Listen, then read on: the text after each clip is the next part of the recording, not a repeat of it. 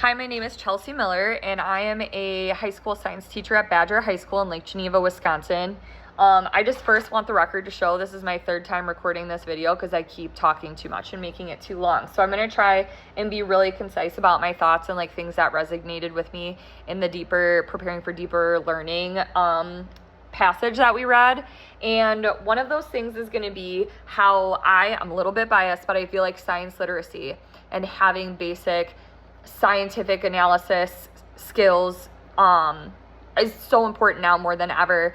I think that everybody has a body, everybody lives on this planet. We all deserve to have the background knowledge to make informed decisions about medical information that we get from the doctor. We all should be able to read a graph or model and analyze the validity of data that when we're provided sources. We all should be able to be informed voters, especially when things related directly to science, like climate change, reproductive rights, public health, are so directly tied to the future of our country because of that super sort of new, sort of not new, really deep connection between science and politics and social justice. So I really think that the article brings up some interesting things, like on page 3, it talks about growing deficits between traditionally marginalized student groups and same age peers, and how that gap is just growing. So like, what do we do about it? It's not just, for lack of a better way of describing it, it's not just rich white people who have medical issues. It's not just rich white people who deserve to be informed voters who vote.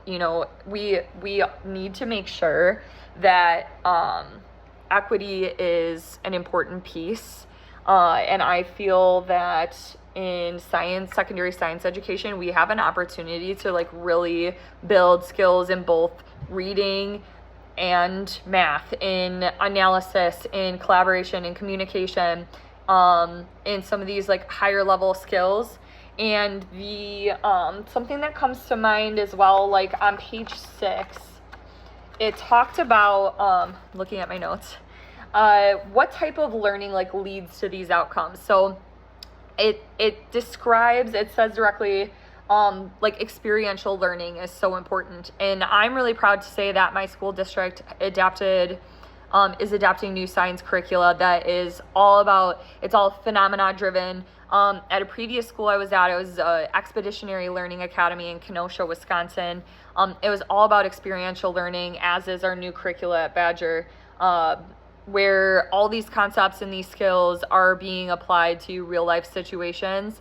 And then like students are being assessed on the same skills on their summative assessments, but in a totally different setting. So we're actually measuring students' ability to take the skills that we taught them and apply it to a completely novel situation, which I'm really excited about because I just see a lot more application for that in real life. And then the only other thing I wanted to touch on page 9, at the bottom of page 9, it says like number 2, when it's listing how can we teaching practices create deeper learning opportunities. So number 2 says students need to organize and use knowledge conceptually if they were to apply it beyond the classroom. So like, I really feel like our storyline curriculum does that super well.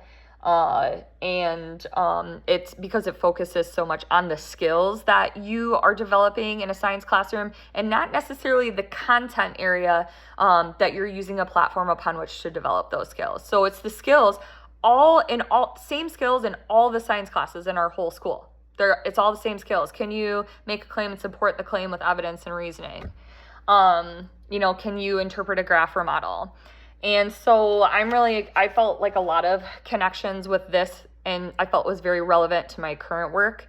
And I am really excited about like developing relationships with my new classmates and with my advisor and with staff and faculty, so that I have other people to share my excitement with in terms of my work.